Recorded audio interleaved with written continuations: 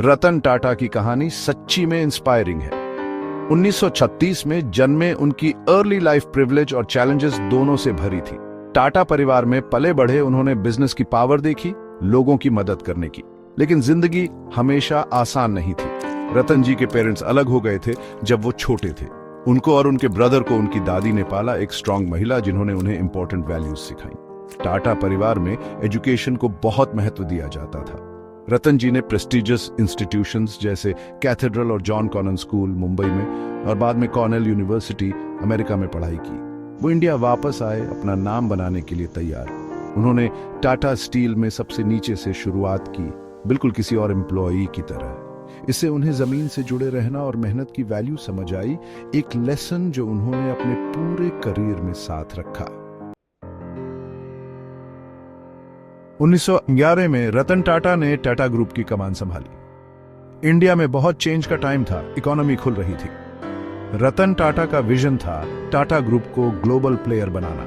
उन्होंने ग्रुप को कुछ इंपॉर्टेंट एक्विजिशंस में लीड किया, जैसे Tetley tea, Jaguar Land Rover और कोरस स्टील। इन बोल्ड मूव्स ने कई लोगों को चौंकाया, लेकिन ये दिखाता है इंडियन बिजनेसेस में उनका फेथ वर्ल्ड स्टेज पर। ये एक्विजिशन सिर्फ प्रॉफिट्स के बारे में नहीं थे, या आइकॉनिक ब्रांड्स और उनके एम्प्लॉइज की लाइवलीहुड्स को बचाने के बारे में भी थे। रतन टाटा समझते थे कि एक कंपनी सिर्फ बैलेंस शीट से ज्यादा होती है, ये लोगों के बारे में होती है। उनका लीडरशिप स्टाइल अलग था। वो अपनी टीम को एम्पावर करने और उन्हें इनोवेट करने की फ्रीडम देने में बिलीव करते थे। इस अप्रोच ने टाटा ग्रुप में ट्रस्ट और रिस्पेक्ट का कल्चर बनाया। बिजनेस के अलावा रतन टाटा अपने बड़े दिल के लिए जाने जाते हैं।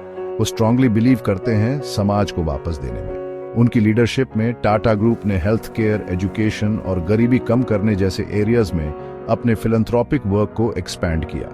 उन्होंने टाटा ट्रस्ट्स की स्थापना की, जो इंडिया के सबसे पुराने और बड़े चैरिटेबल ऑर्गेनाइजेशंस में से एक है। ये ट्रस्ट्स लाखों इंडियंस, खासकर अंडर प्रिविलेज्ड लोगों की लाइफ्स इंप्रूव करने के लिए टायरलेसली काम करते हैं। रतन टाटा की जेनरोसिटी सिर्फ चीक्स लिखने तक लिमिटेड नहीं है, वो पर्सनली कई इनिशिएटिव्स में इन्वॉल्व्ड हैं। वो एजुकेशन की पावर में बिलीव करते हैं, लिव्स ट्रांसफॉर्म करने की, और उन्होंने कई एजुकेशनल इंस्टीट्यूशंस को सपोर्ट किया है। उनकी एफर्ट्स ने उन्हें ग्लोबल रिकॉग्निशन दिलाई है। उन्हें कई यूनिवर्सिटी से ऑनरेरी डॉक्टरेट्स और उनके बिजनेस एक्यूमेन और फिलैंथ्रोपी के लिए कई अवार्ड्स मिले हैं। लेकिन रतन टाटा के लिए असली रिवॉर्ड वो डिफरेंस है जो वो लोगों की लाइव्स में लाते हैं। रतन टाटा की कहानी विजन, डिटर्मिनेशन और कंपैशन की पावर का प्रमाण है। उन्होंने टाटा ग्रुप को एक ग्लोबल जायंट में ट्रांसफॉर्म किया, इंटेग्रिटी और सोशल रिस्पॉन्सिबिलिटी की कोर वैल्यूज को फॉलो करते हुए। उनका लीडरशिप स्टाइल, जिसमें ह्यूमिलिटी, एम्पैथी और एथिकल कंडक्ट की डीप कमिटमेंट है, ने काउंटलेस एस्पायरिंग बिजनेस लीडर्स को इंस्पायर किया है। उन्होंने दुनिया को दिखाया कि प्रॉफिटेबल और प्रिंसिपल्ड दोनों होना पॉसिबल है। रतन टाटा की लेगेसी बोर्ड रूम से कहीं आगे तक फैली है। वो लाखों लोगों के लिए एक रोल मॉडल हैं, ये प्रूव करते हुए कि सक्सेस को सबसे अच्छे तरीके से मेजर किया जाता है उस पॉजिटिव इम्पैक्ट से जो दुनिया पर पड़ता है। उनकी लाइफ और वर्क जनरेशंस को इंस्पायर करती रहेगी, बड़े ड्रीम्स देखने, मेहनत करने और डिफरेंस लाने के लिए। रतन टाटा की कहानी एक शाइनिंग एग्जाम्पल है कि कैसे एक पर्सन का विजन और कंपैशन सच में दुनिया बदल सकता है।